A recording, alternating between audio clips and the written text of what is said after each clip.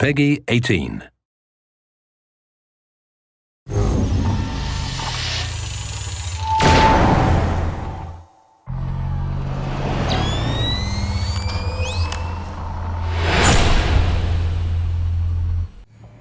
Hey, I'm Zack Cooper, your Splinter Cell community developer. I'm joined, amongst other people, by Geoff Ellenor, level design director on Spies vs. Mercs. Geoff, we are playing Spies vs. Mercs Blacklist, and what that is exactly is 4 versus 4. We know that much. Can you maybe give us some details as to how this differs from the Spies vs. Mercs Classic, which we've previously shown off? All right, well, this is Blacklist Edition. So for starters, we got more people in the game. We're playing 4 people versus 4 people. And in Blacklist mode, it is really about the different relationships between the presets and the classes and the different loadouts that you can have and carry into the game. It tends to be a little faster paced with more people as well. All right, so now how does it work exactly in terms of the general approach to Spies versus Mercs? I mean, you know, we've got Spies in third-person perspective, we've got Mercs in first-person, but what does that exactly mean for the player experience? Obviously, they're very, very different. So as a mercenary, you're searching the environment. Well, I'm going to die here. Your job is to use what you're good at, which is shooting and you know, sort of the insane damage that you can provide. As a spy, you have the third-person experience, so you can see the environment and use it to your advantage.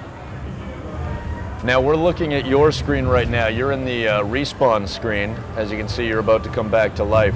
I'm coming back in to try to keep my buddy, the hacker, alive, and yeah, and that would be me. Over. I just bit the dust. You failed me, Zack.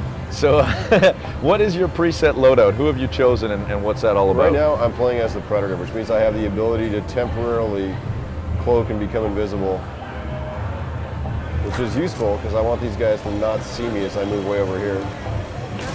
But now you're not obviously completely invisible when you've got your digital ghillie suit intact. That's correct. What are the weaknesses when you do use that?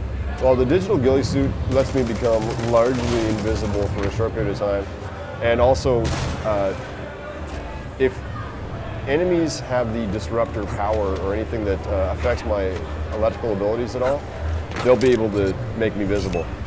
Okay, now we just saw you just initiated the hack. What are the general philosophies or good quality strategies that you should stick to when you are specifically the hacker? Uh-oh. As the hacker, my main thing is I don't want to go near the enemy. Oh boy! You know, I only want to engage when absolutely necessary, and my role is to stay alive inside the zone. So now, when you are on the Spies team, you've initiated a hack. So when they spot me, like right there, I'm gonna try and get out of dodge. Whereas I've EMP'd these. I almost took out both of them. I threw an EMP, which disables all electrical equipment, and then I had the opportunity to try and take them both out, but I was unable to. Right now, they're up execute above me. I'm using my sonar goggles to kind of know where they are. There's a third Merc coming in, so somebody just saw me. So I realize now that this isn't going to be quite as easy as I had hoped as far as concentrating on the game while interviewing you, Geoff Ellenor, level design director. But I am going to drop down and kill this Merc right here, which you can't see because we're watching Geoff's screen. So what we're doing right now is we're trying to support the hacker. And you indeed are the hacker still, Geoff, and you can see at the top of the screen that we are at 88%, upwards at 90. And I could run around as I did as a decoy, try and you know, generate a little attention away from the hacker, because all you basically need to do, correct me if I'm wrong, is sit pretty until that hack is complete, like is the case. Exactly. At this point, you know, we got close for a minute there, and Merc got close to me and spotted me, but basically, what I'm doing is not being where he expects me to be. I'm going to take this guy out using the death from above. And death from above is really one of the hallmarks of the Spy's strength. If a Merc walks directly underneath you, you can drop down on him and kill him exactly the same way you can in the single-player game. As I was just able to do, and now I'm going to initiate a hack. All right, so where are we exactly? What is this level? What's it all about? And talk to us about some of its features. We're playing in the particle accelerator, which is basically supposed to be like a scientific research facility, and sort of the kind of place that these guys aren't really supposed to be playing in. It's a really unique location, sort of modeled after and inspired by sort of scientific particle colliders that exist in the real world today. And excuse me while I hide. Whoa! Oh boy! Oh, tried to rush a Merc head on. Yeah, Always I'm a bad in trouble idea. here. I'm the hacker, and I got like 3 Mercs bearing down on me. Right. So talk to us about what we're seeing there in your respawn screen. As in the respawn camera, on the spy team, I can switch between my teammates and see what they're doing. Oh boy! Oh boy! So for example, I can see that you as the hacker are failing me. And now there's going to be that brief window, the 14 seconds, for the spies to restart the hack. But there's a lot of Mercs in that area.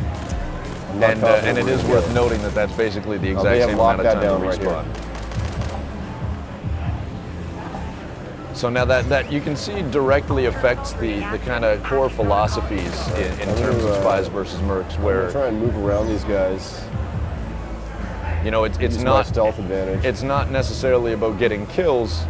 It's about completing the objective and really just staying alive. And we're not doing that great. We've only got one terminal hacked. All right. So while I'm getting worked over in C, you can see you're moving towards the server room there. And I've got some starting the Mercs hack. coming up to me. Crap. So remember, you're the hacker. What you want to do is hide. And I want to get some support from my teammates, hopefully too. I'm working on it. Oh boy.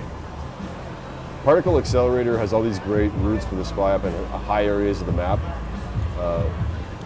So the spies can really get around quickly and utilize their advantage, which is climbing and stealth, to be in unexpected places. I